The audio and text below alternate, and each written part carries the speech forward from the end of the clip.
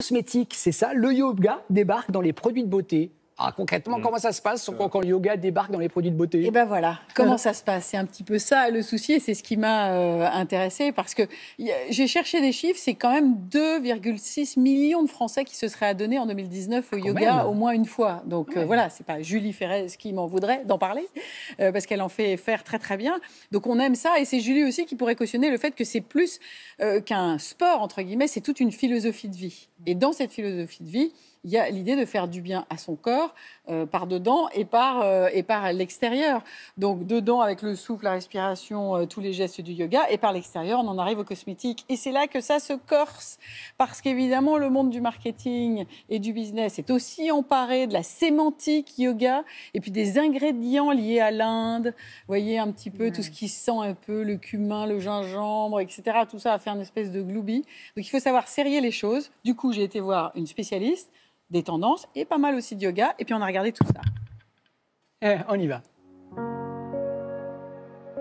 La tendance de voir le yoga infusé dans la cosmétique, ça vient des États-Unis, bien entendu de l'Asie, mais aux États-Unis, ils ont su la marketer, la diffuser commercialement très tôt, les années 80, 90.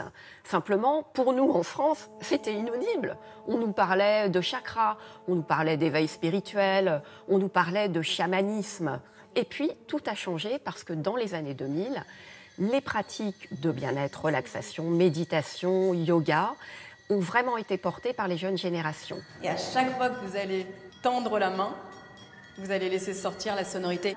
Quand on rentre dans la dynamique et dans la pratique du yoga, c'est de se rendre compte que tout est nourriture au service de notre vitalité, ou que tout est nourriture qui peut venir contrarier la vitalité.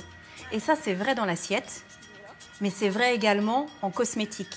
Donc la prise de conscience, c'est de se dire, ok, je vais appliquer sur la peau, sur le visage, ce qui va me permettre d'être en bonne santé.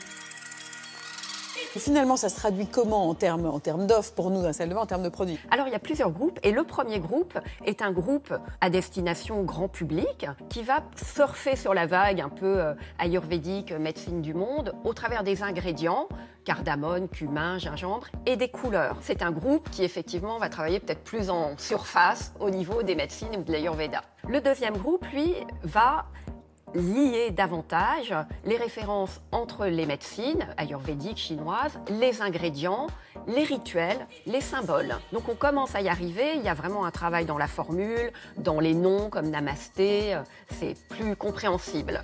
Et puis le troisième groupe, ce sont toutes ces jeunes marques qui, elles, vont vraiment aller bien au-delà du produit.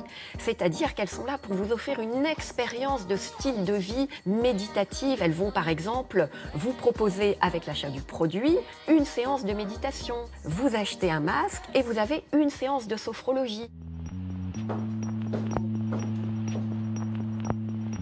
En fait, aujourd'hui, les consommateurs ressentent l'énergie des produits. Donc, je compose avec des huiles essentielles qui ont une action bienfaisante, mais également avec l'eau de source et également les pierres précieuses et les pierres semi-précieuses. Ces pierres, elles rajoutent une énergie particulière selon le type de pierre. Alors on va aller dans des choses qui nous paraissent peut-être un peu perchées, c'est-à-dire le pouvoir des pierres, la lithothérapie, les cristaux. Donc vous avez déjà des massages et de la cosmétique où on parle d'infusion des cristaux et des pierres.